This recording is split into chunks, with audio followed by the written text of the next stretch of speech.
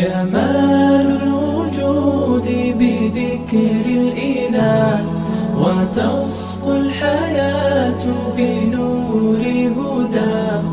جمال الوجود بذكر الإله وتصفو الحياة بنور هداه.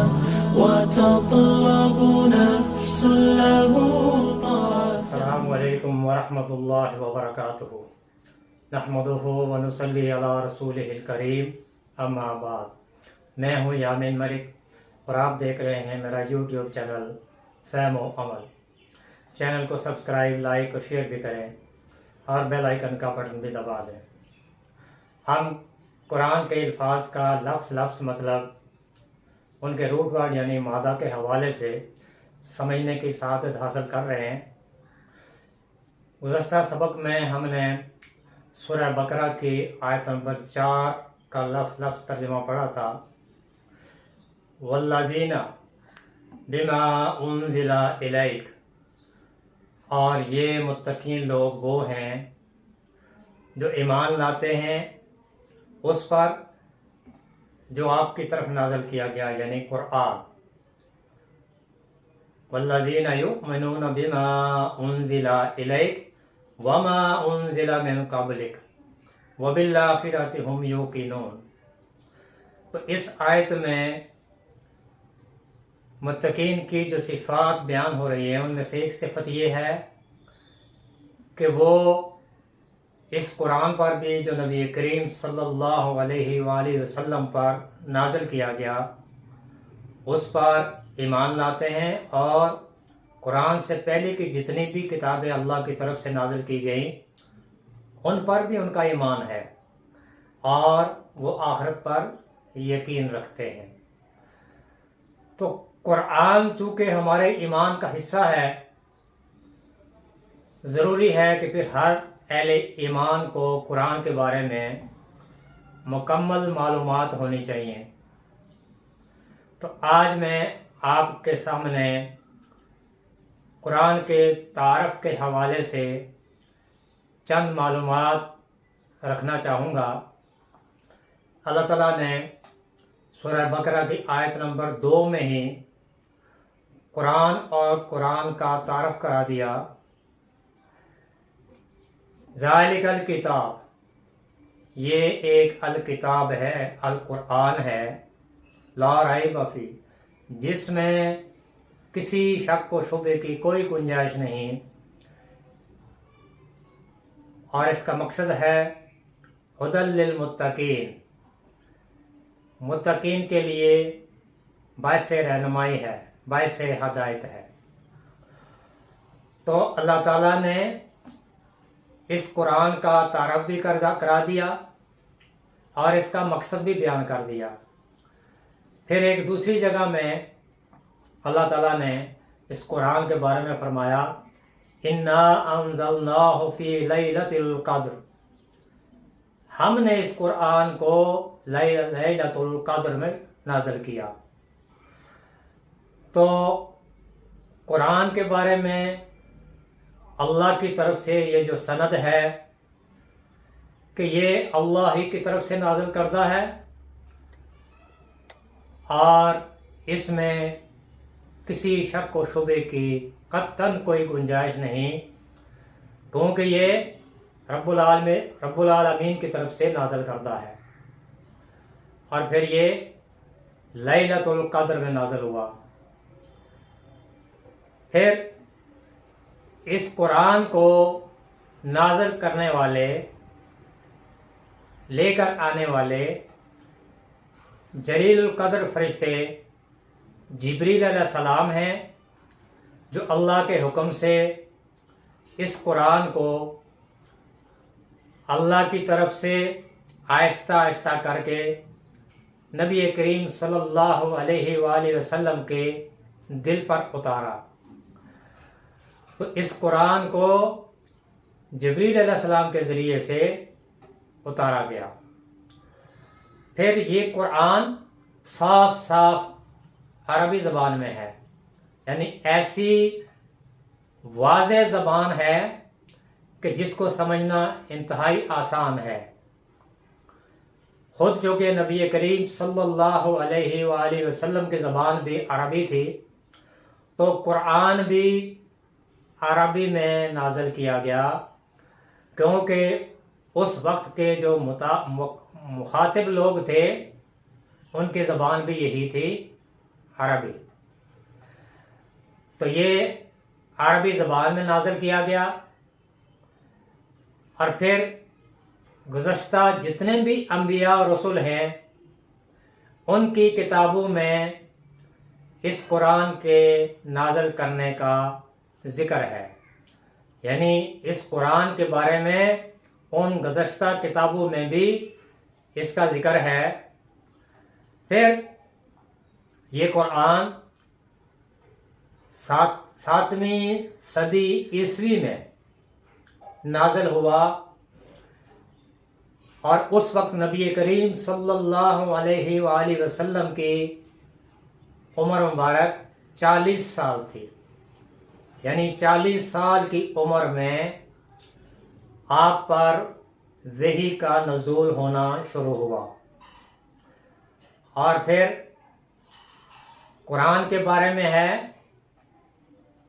کہ یہ نازل کیا گیا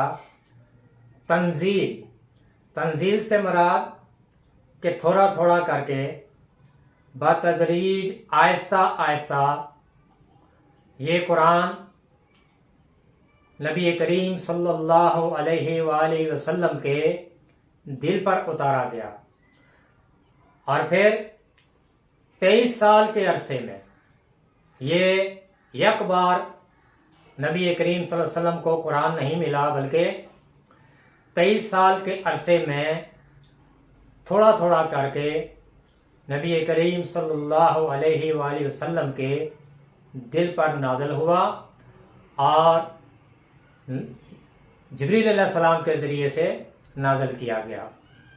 پھر قرآن کا کچھ حصہ مکہ مکرمہ میں نازل ہوا، اور کچھ حصہ مدینہ منورہ میں نازل کیا گیا۔ پھر قرآن کریم دنیا کی وہ واحد کتاب ہے جسے پوری دنیا میں لاکھوں کروڑوں انسانوں نے حفظ کر کے اپنے سینوں میں محفوظ کر رکھا ہے۔ یہ واحد کتاب ہے جو مکمل طور پر پوری کی پوری بے شمار انسانوں نے اس کو حفظ کر کے اپنے سینوں میں محفوظ کر رکھا ہے، ورنہ اس کے علاوہ دنیا کی اور کوئی ایسی کتاب نہیں جس کو اس طرح سے لفظ لفظ اپنے سینوں میں محفوظ کیا گیا ہو۔ تو یہ بھی قرآن کا معجزہ ہے کہ اس کو کروڑوں انسانوں نے یاد کر کے حفظ کر کے اپنے سینوں میں محفوظ رکھا ہوا ہے۔ پھر 1400 سال گزرنے کے باوجود قرآن میں زیر زبر پیش کی بھی کوئی تبدیلی واقع نہیں ہوئی۔ قرآن جس طرح سے نازل ہوا تھا آج بھی اسی حالت میں اسی طرح سے موجود ہے، اپنی اسی زبان میں، اور پھر زیر زبر پیش جس طرح سے بھی ہیں، جس طرح سے قرآن کی تلاوت کی جاتی ہے، بالکل اسی طرح سے قرآن آج بھی اسی حالت میں محفوظ ہے۔ یہ بھی قرآن کا معجزہ ہے۔ پھر عربی زبان جو 1400 سال پہلے تھی، آج بھی وہ زبان اسی طرح محفوظ ہے۔ عربی زبان اسی طرح سے آج بھی محفوظ ہے۔ پھر جرمنی کے ایک بہت بڑے انسٹیٹیوٹ میں دیگر آسمانی کتابوں کے علاوہ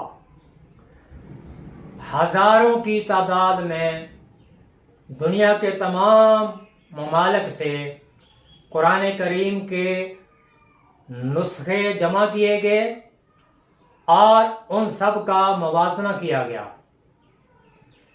پرنٹنگ کی غلطی کے سوا زیر زبر پیش کا فرق بھی نظر نہیں آیا،